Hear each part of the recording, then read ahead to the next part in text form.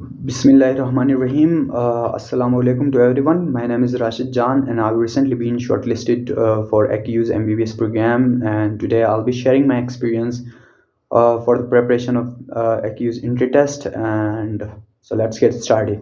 But before answering the question, I will first like to make a confession that I hereby grant permission to TDV World to share this recorded video in their YouTube channel for the guidance of ACU aspirants.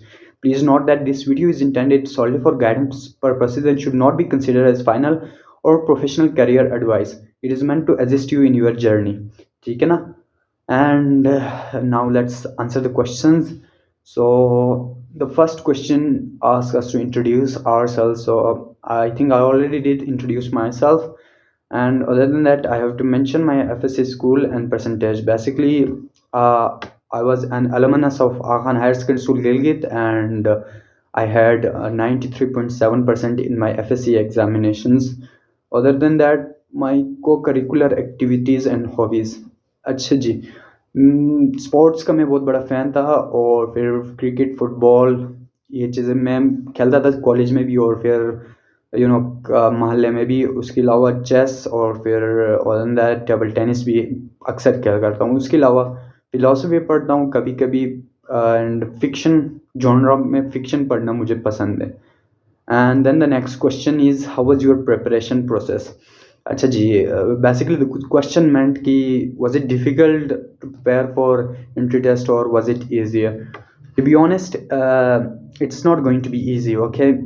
मुश्किल होने वाला है, मुश्किलात आने वाली है, but that does not mean कि आप नहीं कर सकते, ठीक है ना? आई बिलीव कि हर कोई कर सकता है अगर वो अपना 100% एफर्ट दे, 100% अपना जो है एनर्जी उसमें लगाए, तो ठीक है ना? तो मुश्किल होने वाला है, बट दैट डज़न्ट मीन कि बहुत ज़्यादा मुश्किल होगा।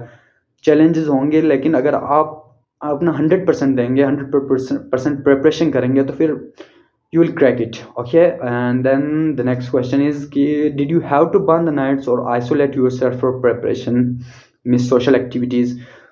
तो नॉट ऑलवेज, समटाइम्स आपको करनी पड़ती है, समटाइम्स आपको दोस्तों से कम मिलना पड़ता है, दोस्तों से आप दोस्ती नहीं निभा सकते हैं, तो फिर कभी कभी आपको करना पड़ता है, सोशल आइसोलेशन करना पड़ता है तैयारी करने के लिए, ठीक है ना? तो बट नॉट ऑलवेज, ठीक है ना? तो yes, I did isolate myself for some time, and I did burn the nights when it was required. uh, then the next question is how many months you spent for preparation and how many attempts you made for AQU MBBS? Basically हम फारिग हुए थे 1 जून को, और हमारा AQU का test होने वाला था 6 अगस्त को। तो हमारे पास हार्डली कोई 2 महीने थे, तो 2 महीनों में मैंने लाइक सिर्फ AQU के लिए पढ़ा। अदर देन दैट मैंने FSC में भी तैयारी की थी AQU की, ठीक है ना? ऐसा नहीं कि सिर्फ 2 महीनों से हो जाएगा। FSC में भी मैंने अपना एफर्ट्स पुट किए थे। मैं other than college intermediate level के बुक्स पढ़ने के साथ साथ मैं मैथ्स प्रैक्टिस करता था। एज अ स्किल मैथ्स को लेके मैं चलता था, ठीक है ना? तो मैथ्स भी आप लोगों को प्रैक्टिस करना है if you want to crack AQU MBBS टेस्ट। अदर देन दैट अटेम्प्ट्स की बात करें तो अल्हम्दुलिल्लाह मेरा फर्स्ट अटेम्प्ट में ही टेस्ट पास हुआ था, ठीक है ना? And then the next question ask is how to prepare for AQU MBBS writing test, ठीक है ना? केमिस्ट्री, बायोलॉजी, फिजिक्स और सबकी तैयारी कैसे करें? तो मैं समझता हूँ कि इनकी तैयारी करने से पहले मैं आप लोगों को एक जनरल आउटलाइन दूंगा कि टेस्ट का स्ट्रक्चर कैसा होता है, ठीक है ना? तो बेसिकली टेस्ट के ना 5 पोर्शंस होते हैं, 5 सेक्शंस होते हैं, ठीक है ना? जिसमें आपके पास chemistry, biology, physics, maths reasoning और साइंस रीजनिंग, ये 5 पोर्शंस होते हैं, ठीक है ना? और हर पोर्शन के 20 MCQs होते हैं। नाउ हर साल ये पैटर्न चेंज भी हो सकता है, लेकिन लाइक फॉर लास्ट 2 ईयर्स यही पैटर्न रहा है, एंड होपफुली फ्यूचर में कुछ टाइम के लिए ये पैटर्न चलता रहेगा, जहाँ पे आपके पास टोटल ऑफ 100 MCQs होंगे, हर सेक्शन के 20 MCQs। और फिर 20 MCQs में भी आपके पास इस तरह होंगे कि आपके पास फिर फर्दर इनको 2 कैटेगरीज में कैटेगराइज किया गया है। फर्स्ट आपके पास होता है प्योर साइंसेज, जिसमें आपके पास केमिस्ट्री, बायोलॉजी और फिजिक्स इन्वॉल्व होते हैं, ठीक है ना? And the other is reasoning section. Reasoning section includes maths and science reasoning, ठीक है ना? और आपके पास प्योर साइंस सेक्शन जो होता है उसमें आपके पास उसमें आपके पास नेगेटिव मार्किंग होता है, और रीजनिंग सेक्शन में आपके पास नेगेटिव मार्किंग नहीं होता है, ठीक है ना? तो आपने अगर कोई गेस कर रहा है तो आप रीजनिंग में कर सकते हैं, लेकिन आप गेसेस के जरिए अपना आंसर जो है ना वो साइंस सेक्शन में नहीं कर सकते, क्योंकि वहाँ पे आपके पास नेगेटिव मार्किंग का स्कीम भी होता है, ठीक है ना। और अदर देन दैट आपके पास एग्रीगेट लास्ट में इस तरह बनाया जाता है कि एग्रीगेट में आपके पास प्योर साइंसेस का सेक्शन जो है उसका अलग एग्रीगेट बनता है, और मैथ्स रीजनिंग और साइंस रीजनिंग का अलग एग्रीगेट बनता है। अगर आपको टेस्ट में क्वालिफाई करना है, अगर आपको शॉर्टलिस्ट होना है, तो आपको दोनों सेक्शंस पास करने होते हैं। लाइक अगर आप लेट्स से कि आपके पास बेंच मार्क या फिर कट ऑफ परसेंटेज जो है वो लेट्स से 70% है प्योर साइंस में, आपने लिए 80%, ठीक है ना। And then cut off percentage in reasoning section आपके पास है 65% और आपने लिए हैं 64%, तो आप क्वालिफाई नहीं कर पाएंगे, ठीक है ना। नहीं, अगर आपने दोनों में लाइक आपने 70% ही लिया है तो आप क्वालिफाई कर जाएंगे, ठीक है ना। दोनों सेक्शंस को आपने पास करना लाजमी होता है, दोनों सेक्शन में आपने above cut off percentage marks लाना मस्ट होता है, ठीक है ना। अच्छा, उसके अलावा प्रिपरेशन की बात करें तो फिर chemistry, biology and physics pure science के लिए मैं समझता हूँ कि आप लोगों के इंटरमीडिएट के बुक्स जो हैं they are more than enough, ठीक है ना। आपके पास पंजाब टेक्स्ट बुक की जो बुक्स हैं they are the best resource, ठीक है ना, वो बेस्ट है अगर आप प्रिपेयर करना चाहते हो तो। उसके अलावा मैं सजेस्ट करूँगा कि आप लोग पंजाब टेक्स्ट बुक के साथ साथ आप जो फर्स्ट ईयर और सेकंड ईयर में अभी पढ़ रहे हैं, आप पीटीबी के बुक्स के साथ साथ आप नेशनल टेक्स्ट बुक की बुक्स भी पढ़ा करें, क्योंकि कुछ डिटेल्स होते हैं जो आपके पास पीटी बुक्स में नहीं मिलती है, वो नेशनल में मिलती है, और कुछ डिटेल्स होते हैं जो नेशनल में होती हैं मगर आपके पास पीटीबी में नहीं होती है, ठीक है। तो मैं सजेस्ट करूंगा कि आप दोनों बुक्स को पढ़ें, नेशनल और पंजाब दोनों को। आपका 90% कोर्स एक यूनिटी टेस्ट के लिए यहाँ से निकल जाएगा, ठीक है ना। और मैथ्स और साइंस रीजनिंग की बात करें तो फिर पहले मैं मैथ्स की बात करूँगा, फिर साइंस की लास्ट में बात करूँगा, ठीक है ना। तो मैथ्स जो है ना, मैथ्स के लिए आपके पास बेस्ट रिसोर्स जो है वो है आपके पास एस आई टी की बुक, बैरन्स हो या फिर प्रिंसटन हो, जो भी एस आई टी की आपको बुक मिलती है उसमें जो कोर्स है एस आई टी लेवल 1 वाला मैथ्स वही है, ठीक है ना। बेसिक मैथ्स होगा, सिंपल मैथ्स होगा, कोई कॉम्प्लेक्स नहीं होगा, सिंपल वर्ड प्रॉब्लम्स होंगे, ठीक है ना। तो फिर आप एस आई टी की बुक जो है बैरन्स या फिर प्रिंसटन इससे कर सकते हैं, या फिर उधर दैट अगर आप कॉलेज पांडा जो बुक है एस आई टी के लिए, कॉलेज पांडा की बुक वो बेस्ट रिसोर्स है, ठीक है ना। वहाँ मैथ्स आपका ऑलमोस्ट 95% मैथ्स का सेक्शन आप कॉलेज पांडा से ही निकाल सकते हैं। तो आई वुड सजेस्ट कि आप कॉलेज पांडा की एक पॉसिबल कोई प्रिंट आउट निकाला है और एफएससी की बुक्स के साथ साथ एज ए स्किल आप मैथ्स को डेवलप करें, ठीक है ना। कॉलेज पांडा से आप एक्सरसाइज प्रैक्टिस करें, कॉलेज पांडा से आप लेसन्स ले कि वहाँ पे कौन से कॉन्सेप्ट यूज़ हो रहे हैं, ठीक है ना। तो आपका 95% कोर्स यहाँ से निकल जाएगा। एंड साइंस रीजनिंग की बात करें तो साइंस रीजनिंग के मैंने जितने भी पहले पेपर देखे, पास्ट पेपर, तो आई फील कि इसका कोई डेफिनेट पैटर्न नहीं बन रहा है, ठीक है ना। कि आइदर यहाँ पे न्यूमेरिकल्स होंगे या फिर यहाँ पे पैसेजेस टाइप क्वेश्चंस होंगे, तो फिर कभी न्यूमेरिकल्स के आते हैं तो कभी सिंपल जो आपके पास प्योर साइंस है इस तरह के क्वेश्चंस आते हैं, तो इसका कोई डेफिनेट पैटर्न नहीं बनता है। इसमें सबसे बड़ा इशू जो होता है साइंस रीजनिंग में वो होता है टाइम मैनेजमेंट का, क्योंकि इसमें अक्सर क्वेश्चंस ऐसे होते हैं जो बहुत लंबे होते हैं, ठीक है ना। तो इनमें आपको टाइम मैनेज करना बहुत डिफिकल्ट होता है, ठीक है ना। तो आप इसके लिए ऐसा करें कि मैंने भी ये स्ट्रेटेजी अपनाई थी कि मैंने एक्ट जो टेस्ट होता है स्टैंडर्डाइज्ड एप्टीट्यूड टेस्ट होता है एक्ट एज, तो एक्ट का जो साइट है act.com वहाँ पे जाए, वहाँ पे साइंस रीजनिंग को आपको साइंस रीजनिंग के आपके पास बहुत ज़्यादा पैसेजेस गिवन है, बहुत ज़्यादा टेस्ट गिवन है, तो आप ऐसा करें कि वहाँ जाएं, उन टेस्ट को प्रैक्टिस करें। इससे आप क्या करेंगे, बेसिकली आप टाइम मैनेजमेंट की स्किल्स सीखेंगे, ठीक है ना। तो मैंने भी यही किया था कि मैंने भी एक्ट पे जाके मैंने साइंस रीजनिंग की टेस्ट पैसेज प्रैक्टिस किए थे। और रेंडमली प्रैक्टिस ना करें, मैं सजेस्ट करूंगा कि आप ऐसा करेंगे, आप अपने साथ एक टाइमर रखें और टाइमर में आप टाइम सेट करें और उसके हिसाब से आप अपने जो है वो टेस्ट अटेम्प्ट करें, ठीक है ना।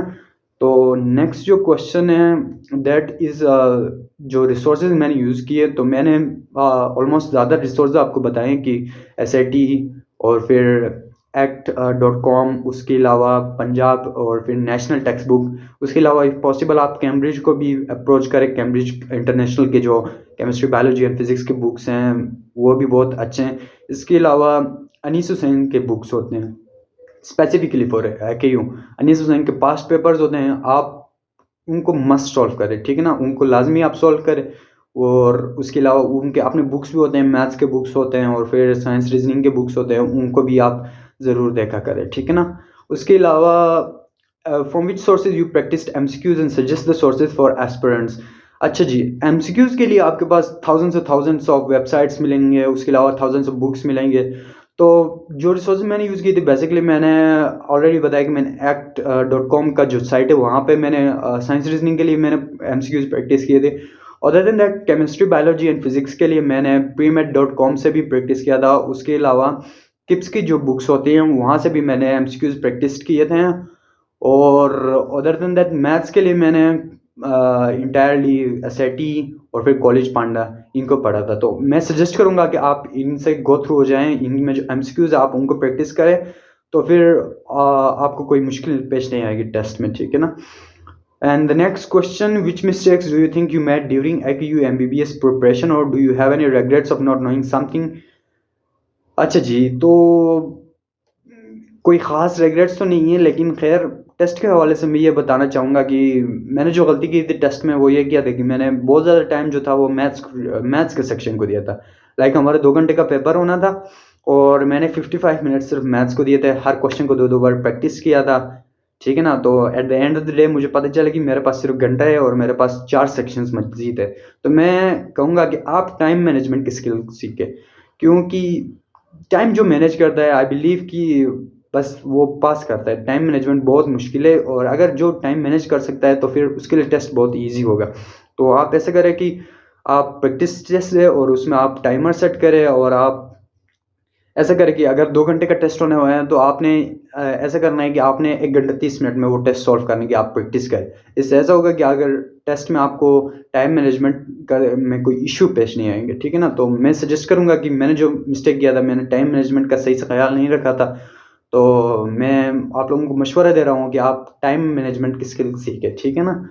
अच्छा जी, नेक्स्ट क्वेश्चन है, it is said or thought that A levels and O level students have advantage over FSC students, or in other words, A level students crack the test more easily than FSC background। ठीक है जी, what is your thought or response on this thought or myth? ठीक है जी।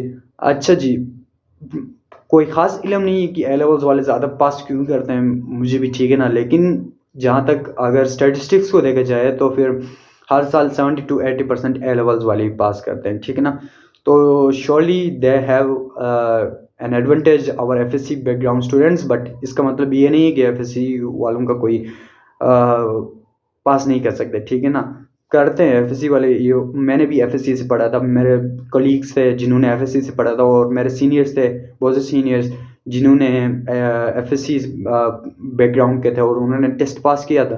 तो ऐसा नहीं सोचे कि अगर आप लाइक एफएससी बैकग्राउंड रखते हैं तो फिर आप पास नहीं कर सकते, ऐसा कुछ भी नहीं है। जो पढ़ता है, जो टेस्ट सही अटेम्प्ट करता है वो पास करता है, ठीक है ना। क्योंकि एक्यू का टेस्ट जो है वो ओपन मेरिट है, आपके एफएससी के मार्क्स काउंट नहीं होने, ठीक है ना। आपने आप जिस बैकग्राउंड से भी है, इट डजेंट मैटर, ठीक है ना। आप टेस्ट में जो परफॉर्म करते हैं दैट मैटर्स, ठीक है ना। तो आपने ये सोचना है कि I don't care about others, all I have to do is to give my best in the entry test, okay।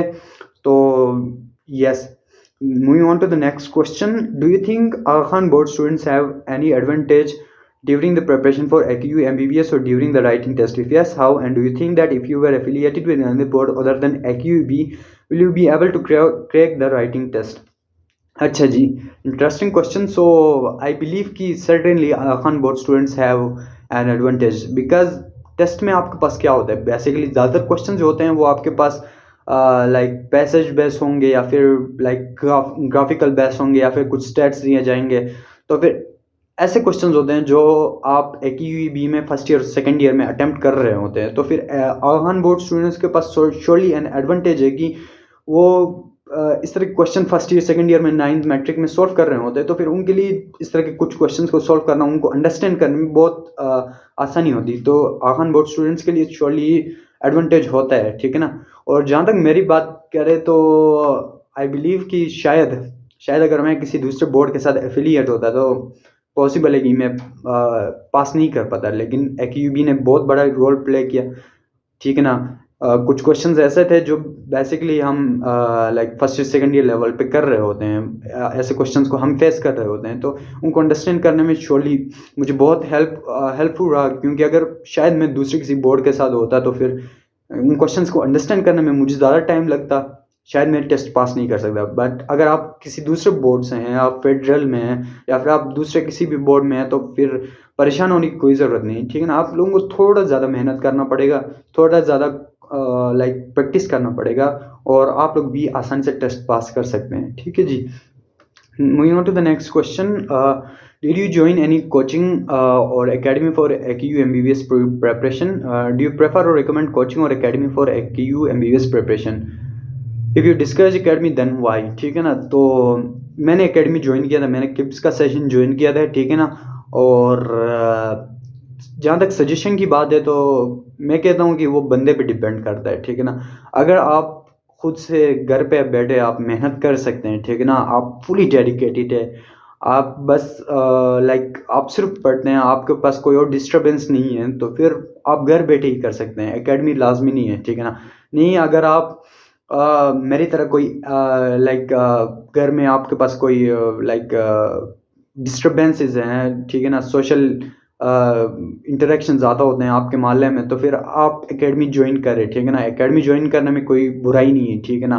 आपको जस्ट हेल्प, ये भी मदद देगी, आपको रिसोर्सेज देगी, ठीक है ना। अदर देन दैट आपके पास टेस्ट होंगे, तो टेस्ट में आपके पास प्रैक्टिस होगी, आप टाइम मैनेजमेंट सीखेंगे, ठीक है ना। अदर देन दैट आपको क्वेश्चंस की प्रैक्टिस होगी। तो एकेडमी ज्वाइन करने में कोई बुराई नहीं है, आप ज्वाइन करें अगर आप करना चाहते हैं तो, ठीक है ना। उसके अलावा how to manage time in the writing test, because most of the students in past have claim that the test was easy but the time management was difficult. तो वही बात, ठीक है ना, टाइम मैनेजमेंट बहुत डिफिकल्ट है। तो मैंने पहले ही सजेस्ट किया है कि आप अपने पास एक स्टॉप वॉच रखें, आप प्रैक्टिस टेस्ट दें। आप अगर 2 घंटे का टेस्ट है, तो आप क्या करें, 1 घंटा 30 मिनट में वो टेस्ट सॉल्व करें, ठीक है ना। 1 घंटा 30 मिनट में वो सॉल्व करें। आप एक टेस्ट नहीं दें, आप ज़्यादा टेस्ट दें, आप 6 7 8 10 टेस्ट दें, फिर आप टाइम मैनेज कर सकेंगे, ठीक है ना।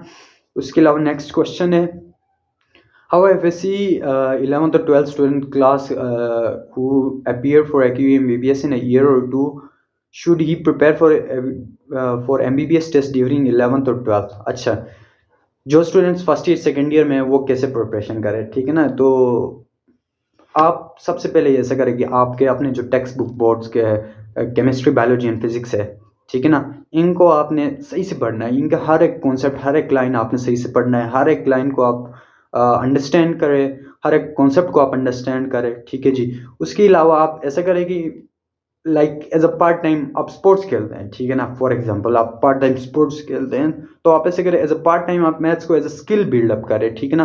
प्रैक्टिस करें, क्योंकि मैथ्स जो है वो इंटरेस्टिंग भी है। अगर आप प्रैक्टिस करते जाएंगे, तो वो आपको लाइक एज अ हॉबी बन जाएगा, ठीक है ना। तो आपका एज अ स्किल डेवलप होगा। तो मैं सजेस्ट करूंगा कि आप ऐसे करें कि पार्ट टाइम में आप जो है मैथ्स प्रैक्टिस करते जाए। उसके अलावा साइंस रीजनिंग के लिए आप हफ्ते में 1 2 पैसेजेस लाजमी करें, ठीक है ना। 1 या 2 पैसेजेस आप सॉल्व करें, तो फिर आप इस तरह प्रिपेयर कर सकते हैं, ठीक है ना। उसके अलावा जब आप FSC से फारिग होंगे, तो आपने इंटायरली AQU के लिए टाइम देना है, ठीक है ना। और कोई दूसरे एक्टिविटीज़ में इन्वॉल्व नहीं होना है, जस्ट आपने AQU के लिए करना है, ठीक है जी। उसके अलावा नेक्स्ट क्वेश्चन है, does AQU prefer high FSC percentage students और they neglect the FSC percentage? Can you set the number of students got admission with this percentage in your batch? Also state A level and FSC students ratio, ठीक है ना। अच्छा जी, मैंने पहले भी बताया कि AQU का टेस्ट जो होता है वो ओपन मेरिट होता है। दैट मीन्स कि आपके FSC के परसेंटेजेस काउंट नहीं होते हैं, ठीक है ना। तो आप टेस्ट में जो कुछ भी करते हैं वो मैटर करता है। लेकिन हाँ, FSC का एक बेंचमार्क रखा गया है, आपके मिनिमम 65% होने चाहिए। अगर आप 65% से कम मार्क्स रखते हैं, तो आप एलिजिबल नहीं होते हैं। तो आपको मिनिमम 65% होना चाहिए।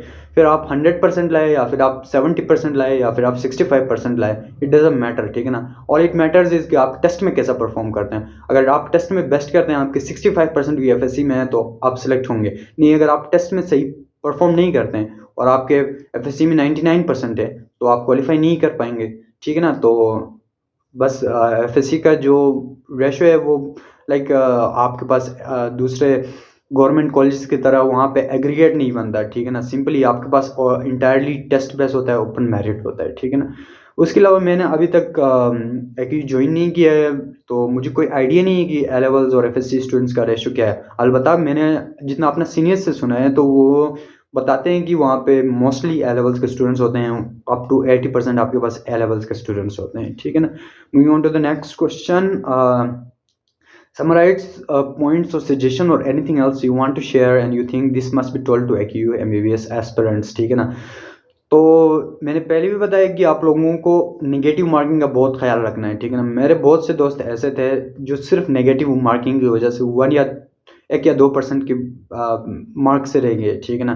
क्यों? सिर्फ और सिर्फ नेगेटिव मार्किंग की वजह से। मैं अपना एक्सपीरियंस शेयर करूँ तो हमारे सेशन में जो फिजिक्स का पोर्शन था वो बहुत टफ था, ठीक है ना।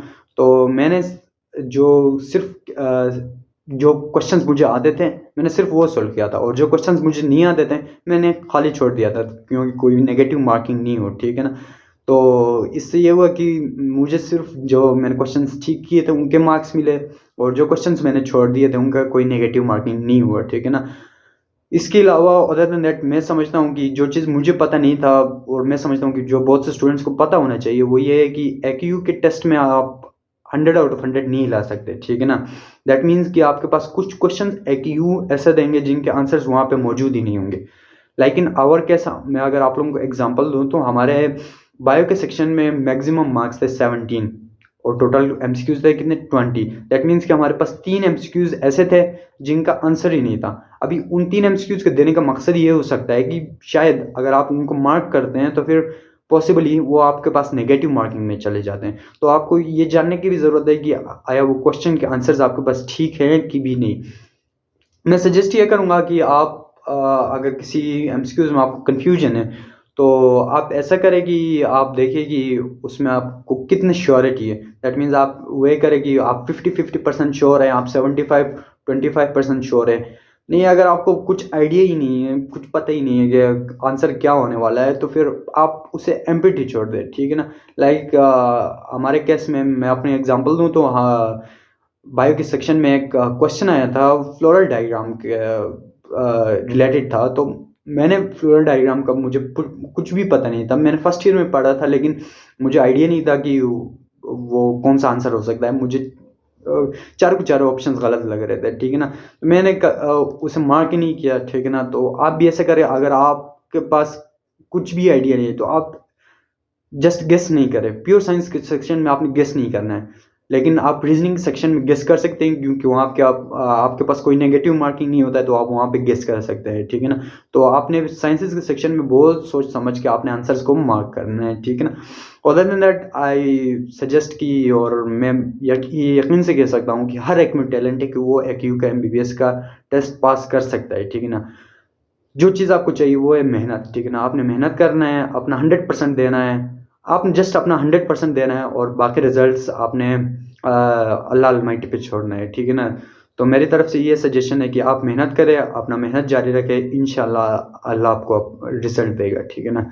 तो यही था मेरी तरफ से। खुदा हाफिज़, बहुत शुक्रिया जी।